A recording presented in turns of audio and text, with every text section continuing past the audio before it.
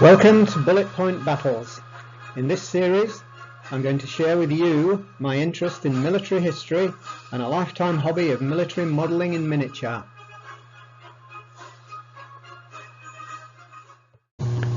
This episode is the Battle of Rorke's Drift, which took place on the afternoon and evening of the 22nd of January 1879. It occurred during the Zulu War, when about 4,000 Zulus attacked 150 men at the British Army store at the mission station on the Buffalo River, which was the border between Natal Colony and Zululand in South Africa.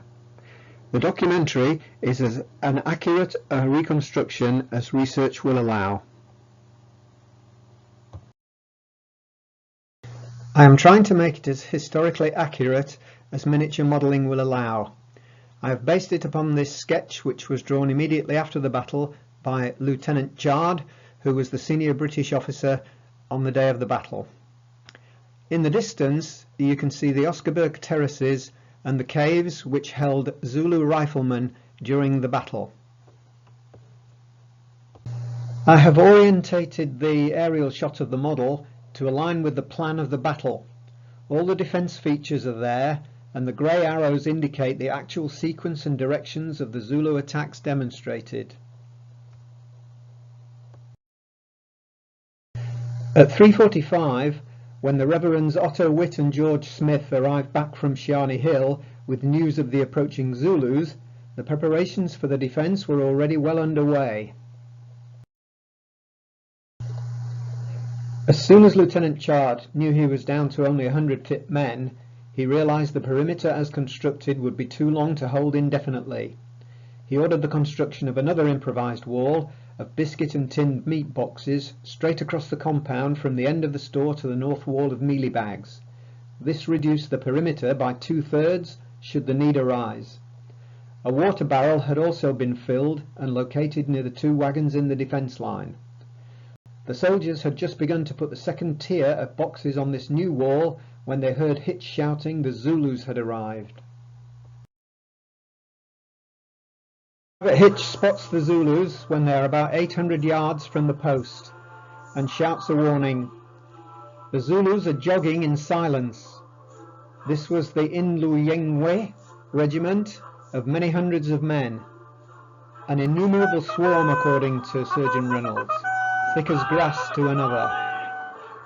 They fanned out without breaking pace, with many warriors with rifles heading towards the caves where they overlooked the post. The others headed directly towards the south wall defences between the hospital and the store.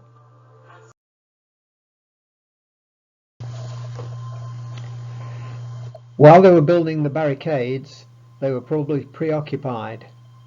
I don't think we can even imagine today what must have been going through their minds as they waited for the Zulu onslaught. Thousands against 100, and knowing the fate that had befallen their comrades that morning. Chard and Bromhead had made sure they were as ready as they could possibly have been.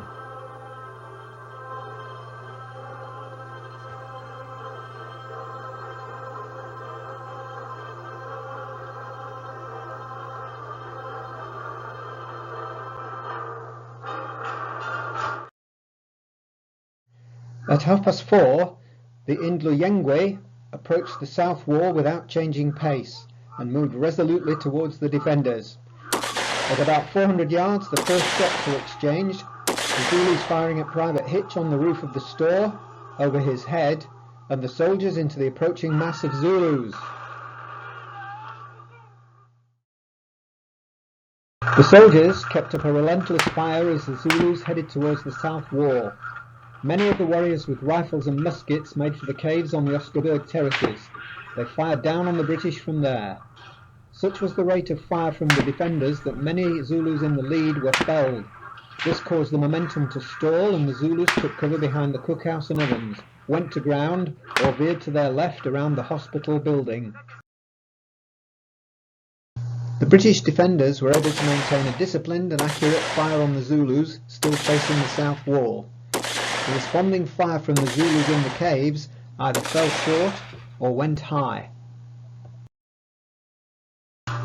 The Indluyengwe had arrived before the other three regiments, and had swung immediately into the attack. The first thrust at the south wall had been checked when the Zulus had got to within 30 yards. The warriors following bypassed the south wall and went straight on to start encircling the hospital and west wall. Musket and rifle fire was maintained from the Oscarburg terraces. The defenders in the hospital and on the north veranda inside the perimeter made ready to repel the attackers in the same way as the south wall.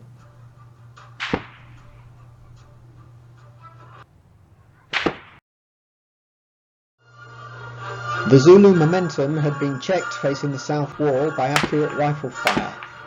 The impetus was switched to the Zulus' left, and they surged around the hospital building towards the west and north walls of the post. The rocky ledge and walls of mealie bags with armed soldiers behind made an even more formidable obstacle than the south wall.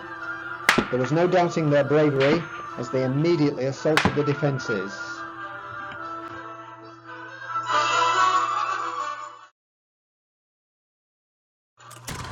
The Zulus, armed with rifles and muskets, veered right towards the caves on the Oscarburg terraces. From there they were able to fire down on the soldiers manning the north wall. Not the greatest of shots, but managed to inflict a few casualties on the British. When Duplamanzi arrived, he stationed himself above the caves to observe and give command.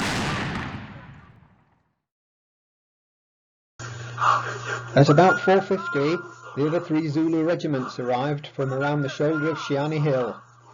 They saw the direction the Indulengwe had taken and followed them apace around the end of the west wall of the hospital. They immediately launched an attack on the northwest end of the compound.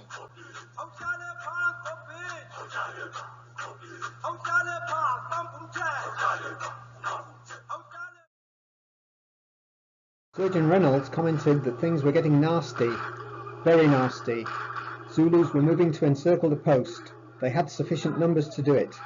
The defenders at the west end were now in the heat of the action.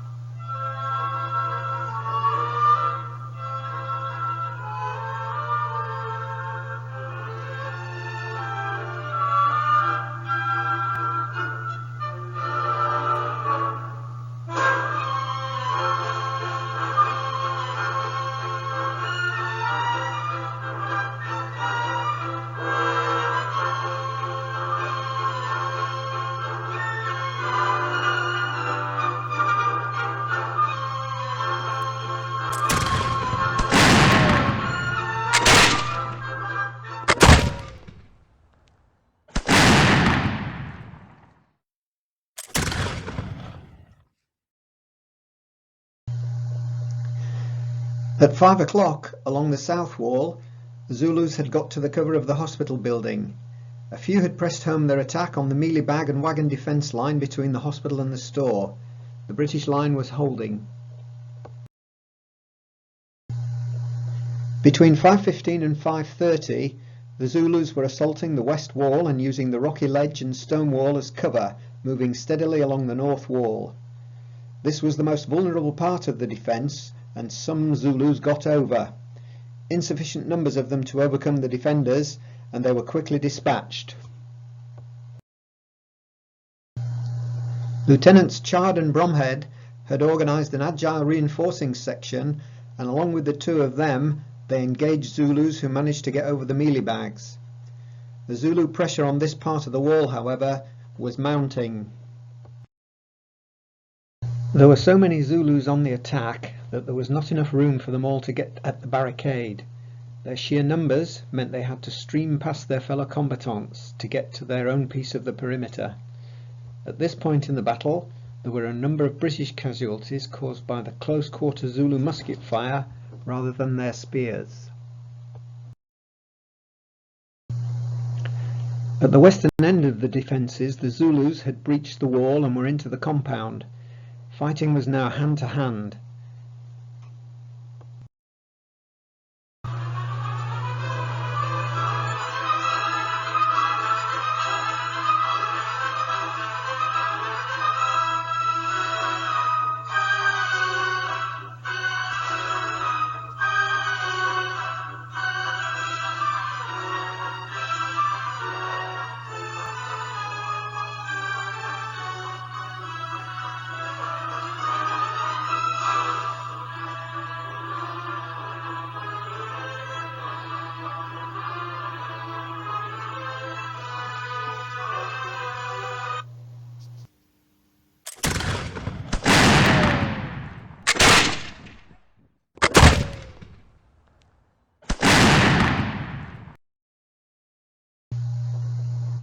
At about 5:40, the soldiers withdrew to behind the cross wall of mealie bags.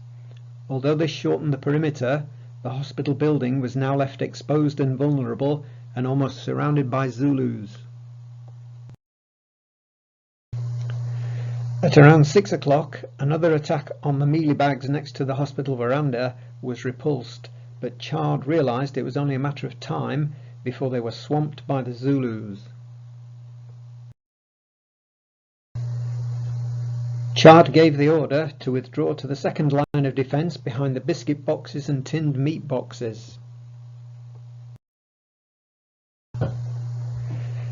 This move isolated the few able-bodied men in the hospital as well as the sick and wounded. It had to be done for the safety of the rest of the defenders.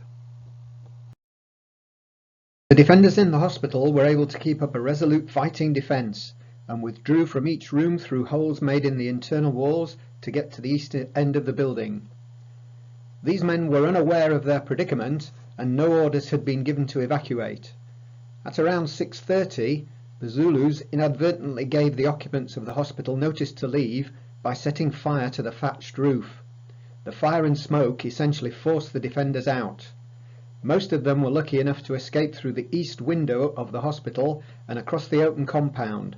Covering fire was provided by their comrades behind the biscuit and meat box barricade. At 7:10, Lieutenant Chard ordered the construction of a mealie bag redoubt within the final perimeter out of the remaining piles of mealie bags in front of the store. This was to provide a location for a last stand, and this structure was completed by 8:15. At 7:40, the last of the brave defenders, including Privates Hook and Williams, escaped from the hospital and left it to the Zulus and the flames. All the British were now within the short defensive perimeter in front of the store, including the well-built cattle kraal. At 7:45, the Zulus launched an attack on the compound at the junction of the north mealie bag wall and the biscuit box barricade. A steady fire from the Zulus on Shiani Hill was also directed at this point. All the defenders in this area were wounded, including Private Hitch, seriously. Miraculously, Lieutenant Bromhead avoided injury, although he was in the thick of it. Ferdinand Schiess was also conspicuously brave and effective in this area, and the Zulus were repulsed again.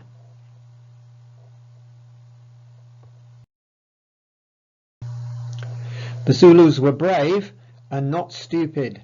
They moved en masse towards the rough stone kraal under cover, while the attack on the post north wall continued.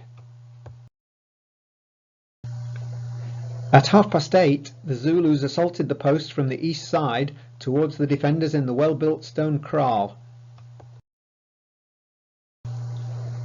It was beginning to get dark, but the glow from the blazing hospital building provided light for the defenders. The Zulus were also trying to set fire to the store roof, but were foiled by Ardendorf and others defending. From 9:30, the Zulu attacks seemed to be waning. They withdrew from the perimeter and could be heard singing and chanting to wind themselves up for further attacks. Inaccurate but disturbing rifle and musket fire continued from the Zulus on Shiani Hill. At 10 o'clock they attacked the stone kraal again with tremendous force and beat the defenders out of the well-built kraal back into the main compound. The hospital flames flared up and illuminated the Zulus, and intense rifle fire from the defenders drove them away again with heavy losses. At 10:15, apart from the occasional rifle shot, the Zulus have gone quiet, and even this ceases by midnight. At about that time, Lieutenant Bromhead and some men go over the barricade and bring the water close and attach a hose. This is the first water for some of the men in hours of fighting. No reaction from the Zulus, and the hospital building has just about burnt out. At 4 a.m, after 3 or 4 hours of silence, apart from the odd rifle shot, the Zulus break their night cover and gradually withdraw.